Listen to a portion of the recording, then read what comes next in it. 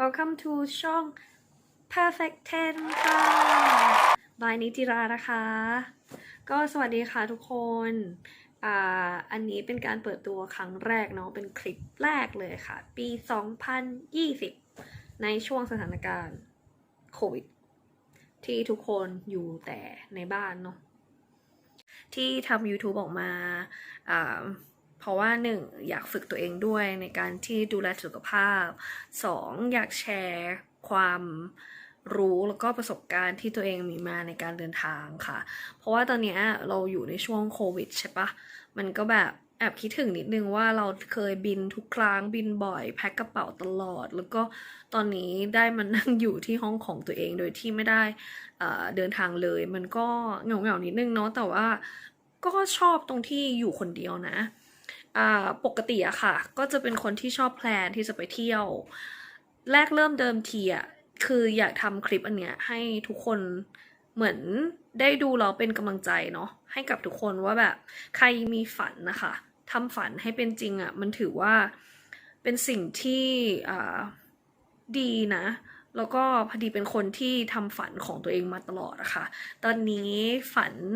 อีกอันหนึ่งที่อยากทำก็คือเป็นยูทูบเบอร์เย้คือปกติเนี่ยเป็นทัวร์แมเนเจอร์นะคะหรือว่าหัวหน้าทัวร์หรือถ้าอยู่ในเมืองไทยเนี่ยก็จะเป็นทัวร์ไกด์ความฝันของตัวเองอะค่ะที่บอกก็คือตอนแรกเนี่ยรู้ตัวเองเป็นเด็กที่โชคดีมากก็คือว่าเกิดความจริงอะเกิดในปีรุ่นแบบรุ่น90นะคะแล้วรุ่น90นะทุกคนคือแบบมันก็จะค่อนข้างเขาก็จะ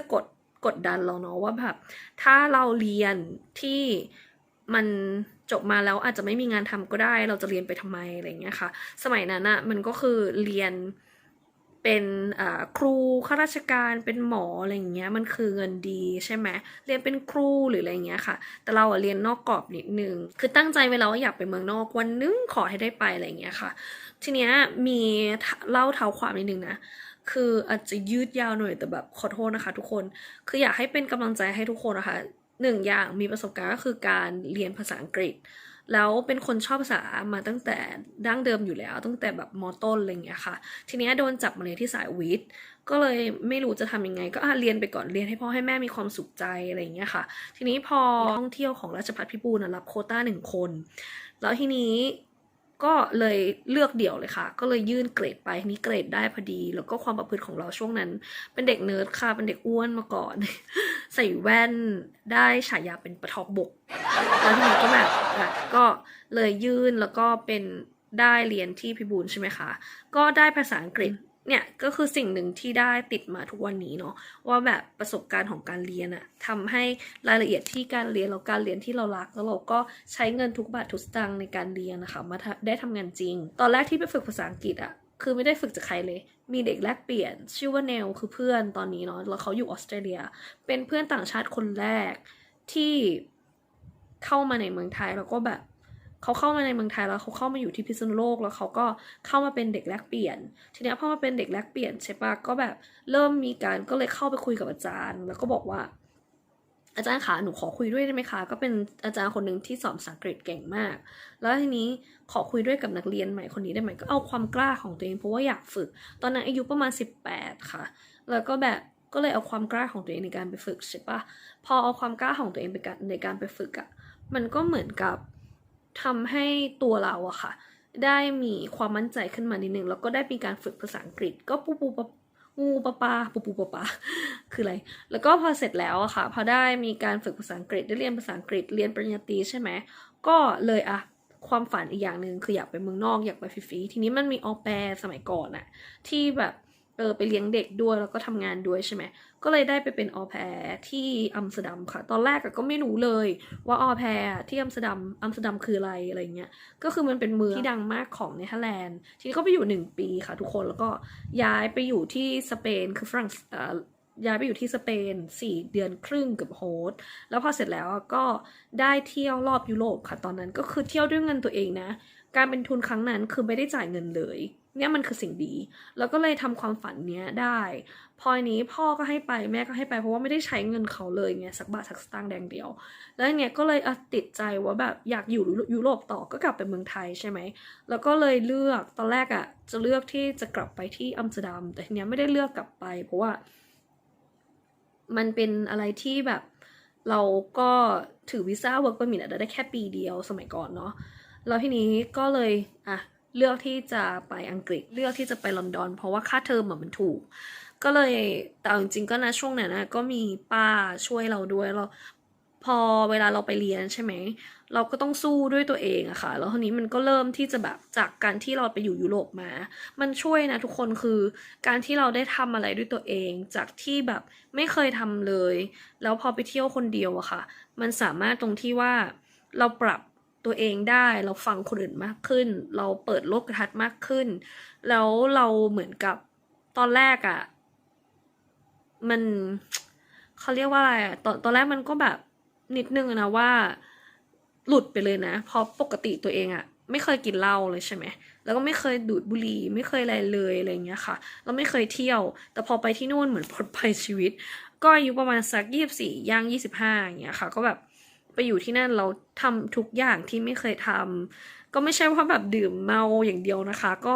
ไปเที่ยวด้วยนั่นแหละแต่ก็การทำงานแล้วก็การเดินทางค่ะการเดินทางทำให้ตัวเองเปลี่ยนเพราะว่าได้ไปเดินทางที่ยุโรปเนาะทัวร์ยุโรปแล้วก็มันรู้สึกว่า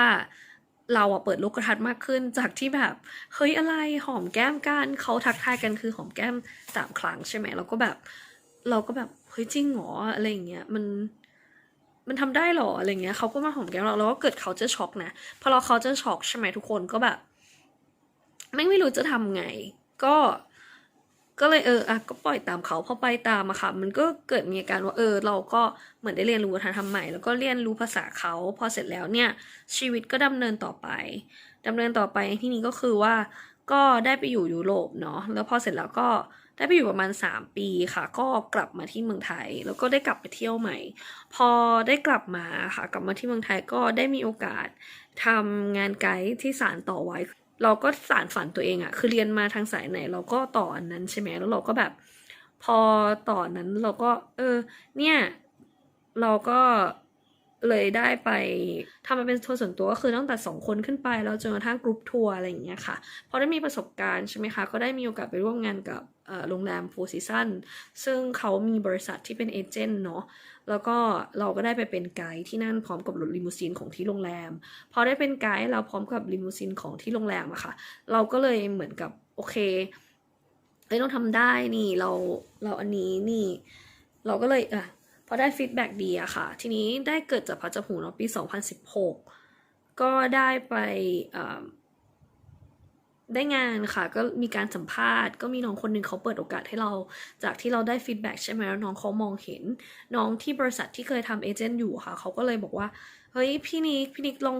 สนใจไหมลองไปสัมภาษณ์สิก็ไปสัมภาษณ์ค่ะก็เป็นบริษัทที่เมนออฟฟิศเขาอยู่ที่อังกฤษแล้วก็อยู่ที่ออสเตรเลียก็เลยได้มีโอกาสค่ะไปทำทัวร์พอได้มีโอกาสทำทัวร์เนี้ยทัวร์มันเป็นทัวร์ฝรั่งเนาะที่นำเอเชียนั่นก็คือความฝันอีกอย่างหนึ่งที่แบบเฮ้ยมันใช่มันเลิศคือได้เป็นหัวหน้าทัวร์แต่นำฝรั่งเที่ยวเอเชียเฮ้ยมันเท่มันเก๋ตอนนั้นคือแบบด้วยแรงบันดาลใจของตัวเองแล้วก็ความฝันของตัวเองที่สูงสุดแล้วอะค่ะก็คือการเป็นหัวหน้าทัวร์มันก็เลยทำไปได้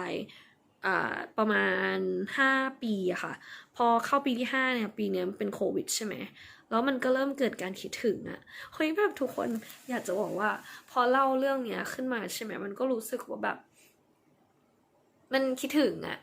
คือการที่เราทำอะไรแล้วเรารักอะค่ะมันจะทำได้ออกมาดีเพราะอันเนี้ยคนที่เขาเหมือนกับเห็นว่าเราทำอะไรแล้วเรารักมันเราทำงานเราทำด้วยใจเราก็จริงใจกับเขาก็ไม่มีอะไรมากค่ะคือวิดีโอนี้แค่อยากแชร์ให้ทุกคนว่าแบบอย่าเพิ่งท้อความฝันแล้วก็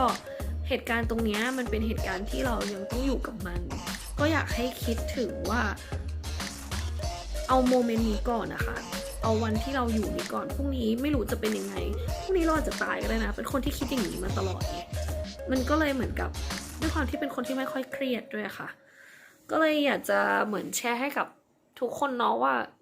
อย่าท้อเลยอะไรอย่างเงี้ยมีคนที่ลำบากกว่าเราตั้งเยอะอะไรอย่างเงี้ยค่ะก็สู้ต่อไปค่ะขอบคุณค่ะ